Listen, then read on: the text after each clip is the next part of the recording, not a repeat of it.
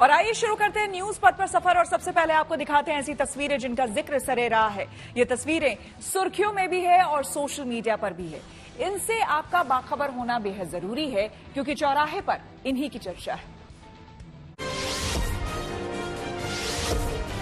प्रधानमंत्री मोदी सुबह उत्तराखंड के पिथौरागढ़ में आदि कैलाश पहुंचे, जहां उन्होंने शिव और पार्वती की पूजा अर्चना की।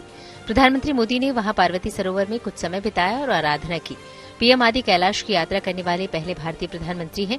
आदि कैलाश 14,000 फीट से ज्यादा की ऊंचाई पर चीन और नेपाल की सीमा से सटा है। आदि कैलाश के बारे में मान्यता है कि यह स्थान भगवान शिव के परिवार का निवास स्थान है। पीएम ने अपने दौरे में स्थानीय लोगों और जवानों से भी मुलाकात की। फिर आदि कैलाश के बाद पीएम मोदी अल्मोड़ा में जागेश्वर धाम भी पहुंचे और पूजा अर्चना की। रिलायंस इंडस्ट्रीज के चेयरमैन मुकेश अंबानी ने उत्तराखंड में बद्रीनाथ और केदारनाथ में दर्शन किए। वो सबसे पहले बद्रीनाथ पहुंचे। इस दौरान मुकेश अंबानी के साथ उनकी होने वाली बहू राधिका मर्चेंट भी मौजूद रहीं। वहीं इसके बाद दोनों केदारनाथ पहुंचे, जहां उन्होंने बाबा केदार का जलाभिषेक किया और विशेष पूजा अर्चना की। मुकेश अंबानी ने बद्रीनाथ केदारनाथ मंदिर समिति को 5 करोड़ रुपए की भेंट दी थी। यूपी के ग्रेटर नोएडा में एक शख्स को गाड़ी पर लिखे शब्दों से छेड़छाड़ करना और जाति सूचक शब्द लिखना महंगा पड़ गया। पुलिस ने इस पर गाड़ी का 500 रुपए का चालान कर दिया। दरअसल टाटा पंच गाड़ी के नाम के आगे और पीछे कुछ शब्द इस तरीके से जोड़े कि इससे पूरा शब्द सरपंच जी बन गया। असल में कंपनी ने गाड़ी पर पहले से ही पंच शब्द लिखा हुआ था, लेकिन इस शख्स ने पंच के आगे सर शब्द लिख दिया और पीछे जी शब्द जोड़ दिया। पर किसी ने इसकी तस्वीर खींचकर सोशल मीडिया पर वायरल कर दी, जिस पर ट्रैफिक पुलिस ने कार्रवाई की। केंद्रीय अप्रत्यक्ष कर और सीमा शुल्क बोर्ड ने साफ किया है कि गंगाजल पर जीएसटी नहीं लगता। इससे पहले ये दावा किया जा रहा था कि गंगाजल पर जीएसटी वसूला जा रहा है, लेकिन central board of indirect taxes and customs विभाग ने इस पर बयान जारी किया और कहा कि 2017 में ही जब जीएसटी काउंसिल की बैठक हुई थी तो पूजा में इस्तेमाल होने वाले गंगाजल को जीएसटी से बाहर रखने का फैसला लिया गया था। इसलिए जीएसटी लागू होने के बाद से ही पूजा से जुड़ी इस तरह की सभी वस्तुओं को जीएसटी में शामिल नहीं किया गया था। जिंदगी का सफर सुहाना हो, इसके लिए सावधान रहना जरूरी है। रोजमर्रा के आपाधापी में कुछ देर बैठकर सोचना समझना भी जरूरी है कि आपके आसपास जो हो रहा है उससे हमारी जिंदगी, हमारा परिवार कैसे प्रभावित हो सकता है। इसलिए हॉर्न बजाकर बाखबर करने वाली खबर जरूरी होती है। और आज की ये खबर युवाओं को तेजी से अपनी चपेट में ले रहे आर्थराइटिस से जुड़ी हुई है। आमतौर पर माना जाता है कि गठिया बढ़ती उम्र में परेशान करता है, लेकिन एम्स की नई स्टडी में यह दावा किया गया है कि कम उम्र के लोग भी इसके शिकार हो रहे हैं। इसकी वजह क्या है, इससे बचने का तरीका क्या है, ये सब बहुत विस्तार से इस स्टडी में बताया गया है। अगर आप जोड़ों के दर्द से परेशान नहीं होना चाहते तो इस बीमारी को लेकर गंभीर होना जरूरी है। हॉर्न बजाना जरूरी है।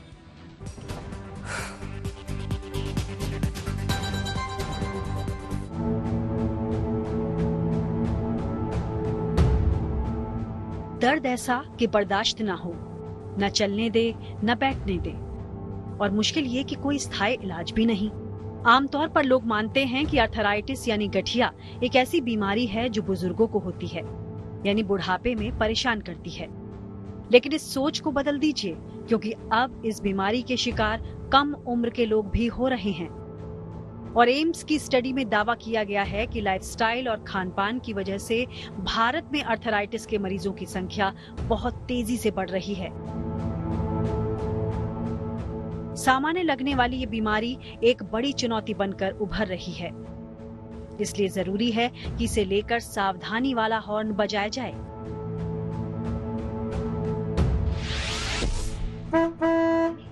सबसे पहले आपको बताते हैं कि एम्स की स्टडी में क्या सामने आया है।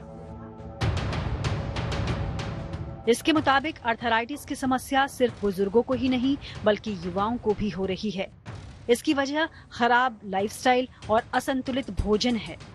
फास्ट फूड के बढ़ते चलन से होने वाला मोटापा आर्थराइटिस की बड़ी वजह है। इसके अलावा प्रदूषण और तनाव की वजह से भी ये बीमारी पनप रही है। लेकिन सबसे अहम वजह है मोबाइल, लैपटॉप या कंप्यूटर का लगातार इस्तेमाल, जिसकी वजह से युवाओं में जोड़ों के दर्द की समस्या देखी जा रही है। स्मार्टफोन अच्छा तो लगता है, लेकिन आपकी जो हाथ की पोजीशन है वो यूं रहती है, यूं, राइट? तो आपके फिंगर कॉन्स्टेंटली उस पोजीशन में है स्ट्रेस के, तो उंगलियां क्या होंगी जब आप मोबाइल रखते होंगे, आई डोंट नो आप लोग महसूस करते हैं नहीं, जब घर जाते हैं तो लगता है कि उंगलियां थोड़ी देर के लिए बिल्कुल स्टिफ हो रही हैं, आपने मुट्ठी बांधी और खींची है ना। तो ये शुरुआत है। उसके बाद क्या होता है, डिफॉर्मिटीज भी आ जाते हैं। मतलब आप जब फोन पे बात कर रहे होते हैं तो हैवी फोन है तो ये आपकी उंगली को सपोर्ट करती है कि ये गिरे ना, अगर कॉस्टली फोन है तो और ज्यादा ऐसे रहता है। तो फिर इस पे पूरा प्रेशर पड़ रहा है आपकी छोटी उंगली पे, तो क्या होगा, डिफॉर्मिटी तो आई जाएगी। एम्स के डॉक्टर्स का स्टडी के आधार पर मानना है कि कोरोना काल के बाद आर्थराइटिस के मामले तेजी से बढ़े हैं। न सिर्फ बुजुर्ग बल्कि युवा और किशोर भी इसकी चपेट में आ रहे हैं। चिंता इसलिए है क्योंकि कई दफा ये बीमारी इतनी खतरनाक हो जाती है कि इसका असर फेफड़े, आंख, किडनी और दूसरे अंगों पर पड़ता है और कुछ मामलों में तो इसकी वजह से जान भी जा सकती है। यहाँ आपका ये समझना जरूरी है कि ये बीमारी आखिर होती क्यों है। असल में शरीर की रोग प्रतिरोधक क्षमता शरीर में बीमारी से लड़ने वाली स्वस्थ कोशिकाओं को ही नुकसान पहुंचाने लगती है। इससे जोड़ों में दर्द के साथ ही मसल्स में जकड़न होने लगती है। युवाओं में ये समस्या आराम तलबी और गैजेट्स के ज्यादा इस्तेमाल की वजह से बढ़ी है। इसलिए डॉक्टर्स की सलाह है कि अब युवा अपनी आदतों में बदलाव लाएं। मसलन कंप्यूटर पर काम करते हुए या मोबाइल पर बात करते हुए 20 मिनट के बाद गर्दन और उंगलियों को सामान्य स्थिति में लाना जरूरी है। फिजिकल एक्टिविटी या एक्सरसाइज से भी बड़ी मदद मिल सकती है। डॉक्टर्स ने माना है कि अर्थराइटिस से बचने में योग बेहद कारगर है। अगर अर्थराइटिस के लक्षण हैं तो योग की मदद से उसे कंट्रोल किया जा सकता है। स्टडी बताती है कि 8 हफ्ते तक लगातार योग करने के बाद बीमारी में जबरदस्त सुधार देखा गया। योग, योगासन, प्राणायाम और ध्यान से मरीजों में इन्फ्लेमेशन की समस्या काफी कम हुई। हमने ये पाया कि जब भी हम ये आसन, प्राणायाम, ध्यान करते हैं तो इन्फ्लेमेशन की लेवल्स का स्तर बहुत कम हो जाता है। तो इससे पेशेंट की कंप्लायंस भी बढ़ती है, because patient is more mobile, उनके जॉइंट्स मूव कर रहे हैं, they are able to perform their daily course, because of which otherwise जब ये लोग पेशेंट्स आते हैं रूमेटॉइड आर्थराइटिस के, they are dependent on others, उनकी क्वालिटी ऑफ लाइफ में डिटेरियोरेशन आती है। और ये भी देखा गया कई लोगों में काफी ज्यादा डिप्रेशन होता है, स्ट्रेस, एंजाइटी बढ़ जाती है कि कैसे मैनेज करेंगे, इतने ज्यादा डिपेंडेंट हो गए हैं अगर, तो क्वालिटी ऑफ लाइफ के स्कोर्स पुअर होते हैं। और योग करने के बाद हमने देखा कि इनमें बहुत इम्प्रूवमेंट आया, क्वालिटी ऑफ लाइफ में इम्प्रूवमेंट आया। एम्स का फोकस अर्थराइटिस यानी गठिया के तेजी से बढ़ते मरीजों पर है। इसके लिए संस्थान लोगों को जागरूक बनाने की कोशिश भी कर रहा है ताकि युवा इसकी चपेट में न आएं। लेकिन इसके साथ ही इलाज पर भी ध्यान दिया जा रहा है। एम्स का दावा है कि अगर मरीज समय पर सही इलाज कराएं तो इस बीमारी को कंट्रोल किया जा सकता है, इसलिए घबराने की जरूरत नहीं है। पर इस बीमारी से दूर रहने के लिए लाइफस्टाइल बदलना जरूरी है, काम करने के तौर तरीकों को बदलना जरूरी है और सतर्क रहने के लिए हॉर्न बजाना भी जरूरी है। Bureau report, good news today. विदेश मंत्री एस जयशंकर को मिली जेड कैटेगरी की सुरक्षा। आइए सीधे आपको लिए चलते हैं न्यूज एक्सप्रेसवे पर, जहां देश से जुड़ी कुछ और जरूरी खबरें कर रही हैं आपका इंतजार। विदेश मंत्री एस जयशंकर की सुरक्षा बढ़ा दी गई। गृह मंत्रालय से जुड़े सूत्रों के मुताबिक आईबी के अलर्ट के बाद ये फैसला लिया गया। अब उन्हें जेड कैटेगरी की सुरक्षा मिलेगी। इसमें 36 सीआरपीएफ कमांडो तैनात होते हैं। इससे पहले उन्हें वाई स्तर की सुरक्षा मिल रही थी। प्रधानमंत्री मोदी शुक्रवार को P20 शिखर सम्मेलन का उद्घाटन करेंगे। ये सम्मेलन दिल्ली के द्वारका में बने यशोभूमि सेंटर में होगा। P20 सम्मेलन में G20 देशों की संसद के स्पीकर शामिल हो रहे हैं। इसी P20 सम्मेलन से पहले एक प्री समिट भी हुआ। इसका शुभारंभ लोकसभा स्पीकर ओम बिरला ने किया।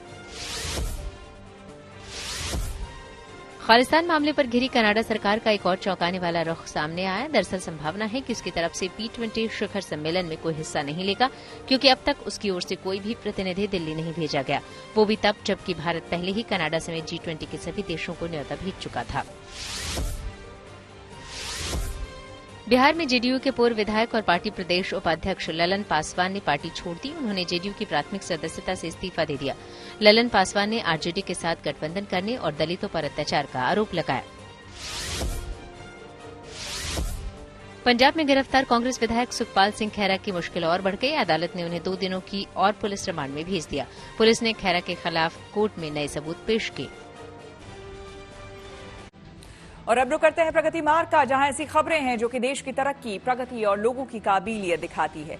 रामलीला के मंचन में अक्सर पुरुष ही महिला पात्रों के किरदार भी निभाते हैं, लेकिन महिलाओं को पुरुषों का किरदार निभाते कम ही देखा गया है। ऐसे में इस बार पंचकुला के पिरमुचला इलाके की महिलाओं ने नई पहल की है। इस बार यहां की रामलीला कुछ खास होने वाली है, क्योंकि इस रामलीला में सिर्फ महिलाएं होंगी। खास बात यह भी है कि रामलीला की इस टीम में 3 पीढ़ियां शामिल हैं। इनमें 9 महीने की बच्ची से लेकर 79 साल की बुजुर्ग महिलाएं शामिल हैं। तुम अवतार हो तो संदेह मिटा, और राम रमापति का धनुष लो, खींचो और चिल्ला चढ़ाओ, लाइए महाराज। हर साल शारदीय नवरात्रों के दौरान पूरे देश में रामलीला का आयोजन होता है, लेकिन क्या आपने कभी ऐसी रामलीला देखी है जिसमें कोई भी किरदार पुरुष न हो? तो आज हम आपको एक ऐसे ही रामलीला के कलाकारों से मिलवा रहे हैं, जहां राम, रावण, हनुमान, लक्ष्मण से लेकर वानर तक के पात्रों को जीवंत सिर्फ महिलाएं ही कर रही हैं। ये रामलीला अलग है, खास है। इसका सबसे बड़ा कारण ये है कि तमाम जो रामलीला के कैरेक्टर है, यानी कि पात्र है, वो सभी जो रोल है वो महिलाएं कर रही है। इस रामलीला की खास बात यह है कि इसमें 9 महीने की बच्ची से लेकर 79 साल की महिलाएं किरदार निभाने वाली हैं। 35 महिलाओं की टीम में कोई बैंकर है, तो कोई आर्किटेक्ट, तो कोई सोशल एक्टिविस्ट। कई स्टूडेंट्स भी इस मंचन में हिस्सा ले रही हैं। तू बहुत भोली है, आई जब नाव किनारे पर तो चल दी फिर तूफानों में। जब हमने इन महिलाओं से ये जानना चाहा कि प्रभु श्री राम का किरदार हो या हनुमान जी का, जब आप इसे निभाती हैं तो लोगों की प्रतिक्रिया कैसी होती है, तो इनका जवाब सुनिए। सीता माता का रोल जब एक पुरुष निभाता है तो एक्सेप्ट करते हैं ना। आज तक सालों साल तक हम एक्सेप्ट करते आए हैं। तो वही जब हम हनुमान जी का रोल निभाएंगे, तो जब पूरी शिद्दत के साथ हम वो काम कर रहे हैं तो क्यों नहीं एक्सेप्ट करेंगे। जब हनुमान जी ने चाहा तो ये हो रहा है, ये मंचन हो रहा है, ये सारा कुछ हो रहा है, तो उनके आशीर्वाद से सब कुछ सही रहता है। जमाना बदल चुका है, महिलाएं पुरुषों की हर क्षेत्र में बराबरी कर रही हैं। ऐसे में इन महिलाओं को उम्मीद है कि उनकी इस पहल को पसंद किया जाएगा। मैं हार हूँ, मैं श्रृंगार हूँ, मैं पिया के मन का प्यार हूँ। सम्मान दोगे तो सत्कार हूँ, प्रेम दोगे तो खुशियों का संसार हूँ। अगर मुझे छेड़ोगे तो मैं अंगार हूँ, मैं दोधारी तलवार हूँ। पिता के घर में बेटी हूँ, ससुराल में बहू हूँ, अपने बच्चों की माँ भी हूँ। 2 कुलों को जो तार दे ऐसा चमकता अलंकार हूँ, लेकिन मंच पर हूँ तो केवल कलाकार हूँ, केवल कलाकार हूँ। महिलाओं के इस रामलीला मंचन में 3 पीढ़ियां तक शामिल हैं। सभी का एक ही उद्देश्य है, समाज को सनातन संस्कृति को लेकर जागरूक करना। बहरहाल इंतजार है 15 अक्टूबर का। बहुत ही अलग, बहुत ही खास ये रामलीला है, जिसकी तैयारी इस वक्त की जा रही है। जैसे ही नवरात्रों की शुरुआत होगी, उसके बाद ये तमाम जो महिलाएं हैं, लगभग 35 ये महिलाएं हैं जो अलग अलग पात्रों में नजर आएगी। और 8 बजे से लेकर 11 बजे तक है रामलीला का जो मंचन है वो किया जाएगा। वीडियो जर्नलिस्ट गिरीश दुर्गापाल के साथ ललित शर्मा, पीर मुशल्ला, पंचकुला। और न्यूज वक्त पर आ गए हैं धन बाजार, जहां शेयर बाजार से लेकर कारोबार तक की सभी अहम खबरें होती हैं, जिसका सीधा रिश्ता आपकी आमदनी, आपकी जेब से होता है। तो तेज रफ्तार खबरों के बीच ये जरूरी खबरें छूट न जाए, इसलिए सीधे आपको लिए चलते हैं धन बाजार।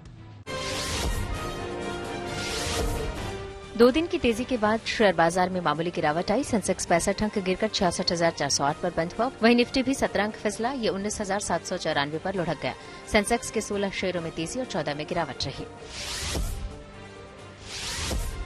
दिल्ली सराफा बाजार में सोने चांदी के भाव चढ़े। सोना 350 रुपए महंगा हुआ, यानी अब दिल्ली में 10 ग्राम सोने की कीमत 59,050 रुपए हो गई। वहीं चांदी की कीमत में भी 200 रुपए का इजाफा हुआ। अब 1 किलो चांदी की कीमत बढ़कर 73,200 रुपए पर पहुंची। महंगाई के मोर्चे पर अच्छी खबर आई। रिटेल महंगाई दर में गिरावट दर्ज की गई। ये सितंबर में 5.02% रही, जबकि इससे पहले अगस्त में ये 6.83% थी। उद्योग जगत से भी गुड न्यूज आई। औद्योगिक उत्पादन दर 10.3% रही, जो कि पिछले 14 महीनों में सबसे अधिक है। इससे पहले जुलाई में आईआईपी 5.7% दर्ज की गई थी। बाइक बनाने वाली जापानी कंपनी कावासाकी अपनी नई बाइक निंजा 7 HEV को ग्लोबल मार्केट में उतारेगी। कंपनी ने दावा किया है कि ये दुनिया की पहली स्ट्रॉन्ग हाइब्रिड स्पोर्ट्स बाइक है, जिसमें इलेक्ट्रिक मोटर के साथ 451 सीसी का इंजन होगा। हालांकि अब इसकी कीमतों का खुलासा नहीं हुआ है। खबरों के एक्सप्रेस वे से आगे रुक करते हैं सियासी ढाबे का, जहां आज की सबसे दिलचस्प खबर मौजूद है।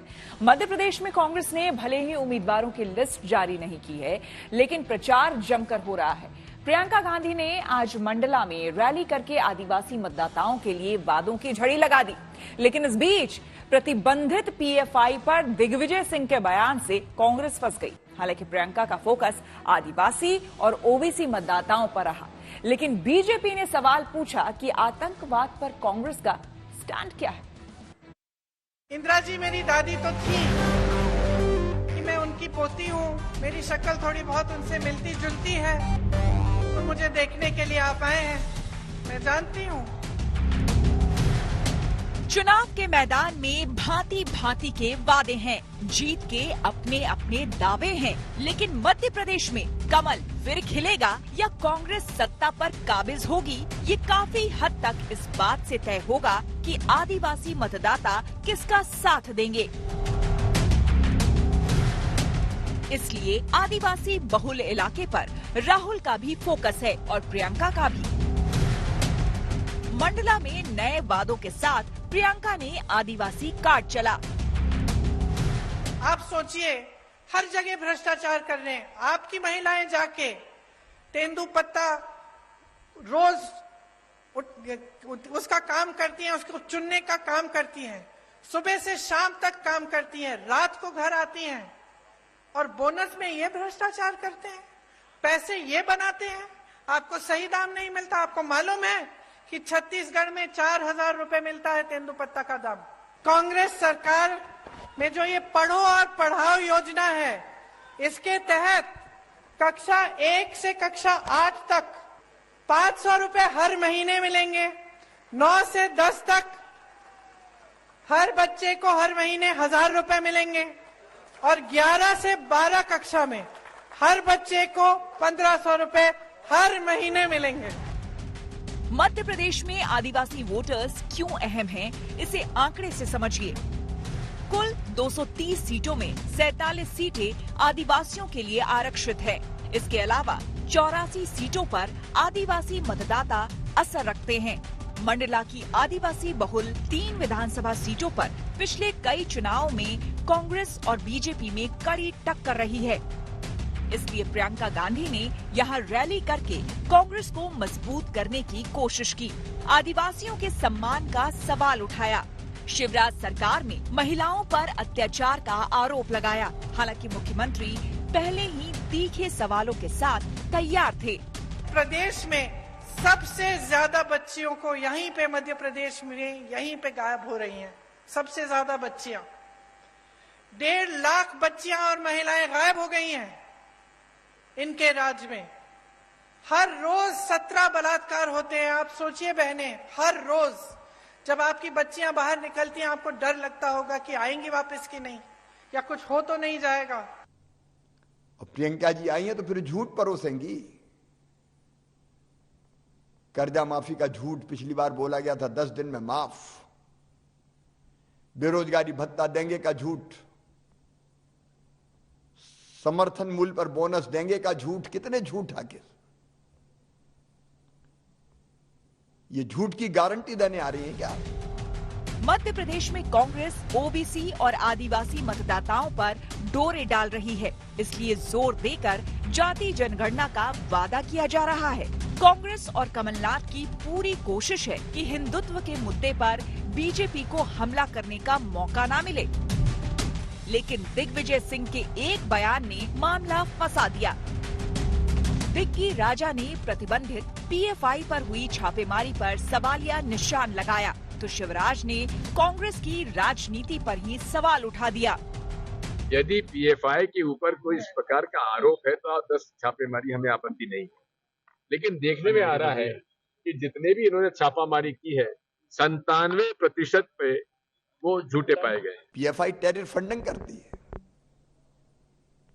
आतंकवादी गतिविधियों में लिप्त है, बैन लगा हुआ है, देश की दुश्मन है,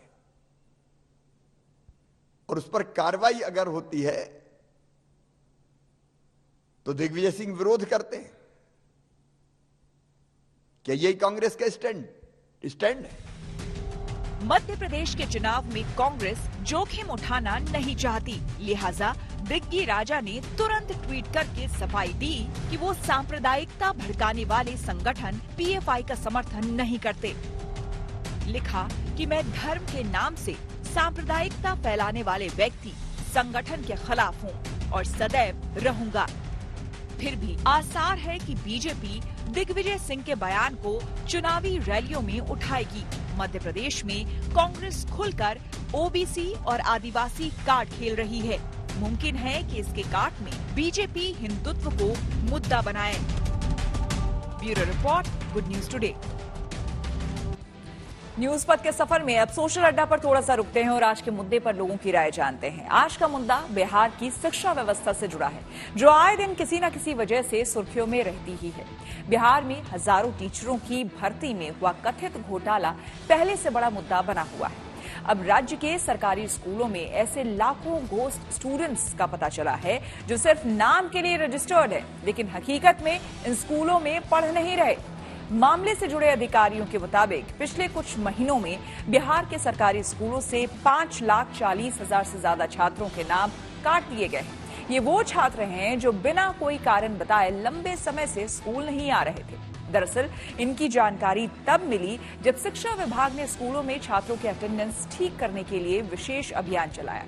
आशंका जताई जा रही है कि इनमें कई छात्र कहीं और दाखिला लिए हुए हैं या फिर प्राइवेट स्कूलों में पढ़ रहे हैं। शिक्षा विभाग का मानना है कि इन छात्रों के नाम काटे जाने से राज्य के खजाने को डीबीटी यानी कि डायरेक्ट बेनिफिट ट्रांसफर के रूप में 300 करोड़ रुपए की बचत होगी। बिहार में गोस्ट स्टूडेंट्स का मामला नया नहीं है। साल 2011-12 में भी छात्रों के लिए हेल्थ गारंटी स्कीम लागू करने के दौरान स्कूलों में कई फर्जी नामांकन हुए थे। बाद में ऑपरेशन रजिस्टर क्लीन के जरिए ऐसे लगभग 20 लाख छात्रों की पहचान हुई थी जिनका कोई अता पता नहीं था। स्कूलों में छात्रों के फर्जी नामांकन की वजह सरकार के संकल्प प्रोग्राम के तहत ज्यादा से ज्यादा बच्चों को स्कूल में लाना बताया गया। प्रोग्राम के तहत अपना रिकॉर्ड ठीक रखने के लिए स्कूल वालों ने लोकल अधिकारियों के साथ मिलकर छात्रों के दाखिले में जमकर फर्जीवाड़ा किया। लेकिन माना जा रहा है कि अब नए अभियान के तहत छात्रों के सरकारी स्कूलों में दाखिले के वास्तविक आंकड़े सामने आ सकते हैं। जाहिर है छात्रों की संख्या के आधार पर ही टीचरों की भर्ती, स्कूल, क्लासरूम और मिड डे मील के लिए फंड की व्यवस्था की जाती है।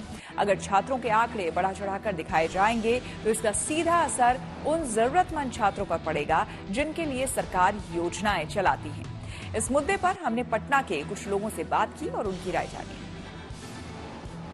सरकार ने लगभग 5 लाख छात्रों का नाम जो है वो काटा है। सरकार की नजर में ये छात्र घोस्ट साबित हुए हैं। तो आपको क्या लगता है ये डिसीजन जो सरकार का है, फैसला, उसको कैसे लेते हैं? ये जो अभियान चलाया गया है कि जो फर्जी तरीके से जिनका स्कूल में अपीयरेंस नहीं है, जो स्कूल आ नहीं रहे हैं और रजिस्टर में उनका नाम चढ़ाया हुआ है कि 100 छात्र हैं और इस स्कूल में आते हैं 50 छात्र, तो 50 छात्र का जो मिड डे मील है या जो और जो योजनाएं जो स्कूल में आती है वो आखिर कहाँ जा रही हैं? वो कहीं ना कहीं वो किसी विशेष वर्ग के पॉकेट में जा रही हैं। इन योजनाओं का लाभ जो सही वर्ग के लोग हैं उनको नहीं मिल रहा है। तो जो ये अभियान चलाया गया है ये बहुत ही सराहनीय है। इस फैसले से बिल्कुल लाभ होगा। जो कंटिन्यू नहीं कर रहे हैं या तो कंटिन्यू करेंगे और नहीं तो हकीकत में वो नहीं पढ़ रहे होंगे तो पढ़ाने की व्यवस्था होगी, या फर्जी है तो फिर योजनाओं का लाभ उनको जो फर्जी लोग उठाते हैं वो नहीं उठेगा। तो ये कहीं न कहीं सरकार ने जो अभियान ये चलाया है शिक्षा के लिए, ये लाभदायक है। इसलिए लाभदायक है कि जो विगत दिनों में ये तमाम जो शिक्षा की व्यवस्था फैली थी वो दुरुस्त हो रही है।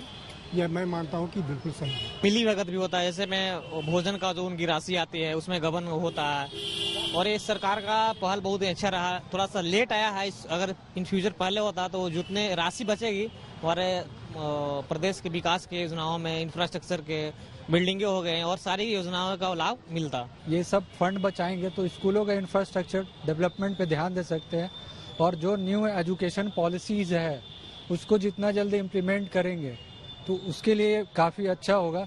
ताकि क्योंकि प्राइवेट इंस्टीट्यूशन को छोड़ के हम लोग गवर्नमेंट पे दे रहे हैं, क्योंकि बाकी पूरे आप अदर कंट्रीज में देखिए तो वहाँ गवर्नमेंट इंस्टीट्यूशन इतने अच्छे कि लोग प्राइवेट को छोड़ के गवर्नमेंट की ओर भागते हैं। हम लोग ये भी कर सकते हैं, बुक वगैरह जो सीनियर है वो अपने जूनियर को दे, ताकि हम लोग पेपर वगैरह इस सब में भी अगर गवर्नमेंट सोचती है तो कॉस्ट कटिंग करके हम लोग एक पुअर को अच्छे वे में एजुकेशन के लिए हम लोग प्रॉस्पर कंट्री के ओर एजुकेशन के लिए बढ़ सकते हैं। स्कूल नहीं जा रहा है वो तो उसको तो गलत तो है ही, उसको एकदम हटा देना चाहिए, और शिक्षा के मामले में एकदम बढ़िया होना चाहिए गवर्नमेंट का, जो कि ताकि प्राइवेट स्कूल में आदमी न ताके। बस ये जरूरी है। हाँ, एकदम जरूरी है। शिक्षा के ही सहारे आदमी बहुत आगे बढ़ सकता है आदमी, तो उसके अलावा विकल्प कुछ भी नहीं है। मेटा और एक्स ने की बड़ी कार्रवाई। टेक्नोलॉजी से जुड़ी ऐसी ही हर एक जरूरी खबर को जानने समझने के लिए आपको लिए चलते हैं डिजिटल गली। इजरायल और हमास के बीच चल रही जंग के बीच सोशल मीडिया प्लेटफॉर्म एक्स और मेटा ने बड़ी कार्रवाई की। दोनों ने हमास से जुड़े अकाउंट और पोस्ट हटाने शुरू कर दी। एक्स की सीईओ लिंडा याकारिनो ने इस बात की पुष्टि की। इससे पहले यूरोपियन कमीशन ने भी आतंकी संगठन हमास के समर्थन वाली पोस्ट पर कार्रवाई करने को कहा था। बीएसएनएल ने सबसे ऊंचे युद्ध क्षेत्र सियाचिन की चोटी पर बीटीएस यानी बेस ट्रांसीवर स्टेशन लगाया। इससे वहां तैनात जवानों को कम्युनिकेशन में काफी मदद मिलेगी। वायरलेस बात करने में बीटीएस अहम भूमिका निभाता है। जिस जगह इसे लगाया गया है ये समुद्र तल से करीब 15,500 फीट की ऊंचाई पर मौजूद है। गूगल पिक्सल 8 सीरीज की बिक्री शुरू हो गई। इनमें गूगल पिक्सल 8 और पिक्सल 8 प्रो शामिल हैं। पिक्सल 8 सीरीज की कीमत 75,999 रुपए से शुरू है। पिछले दिनों लॉन्चिंग के दौरान कंपनी ने इनके अलावा पिक्सल वॉच 2 भी पेश की थी।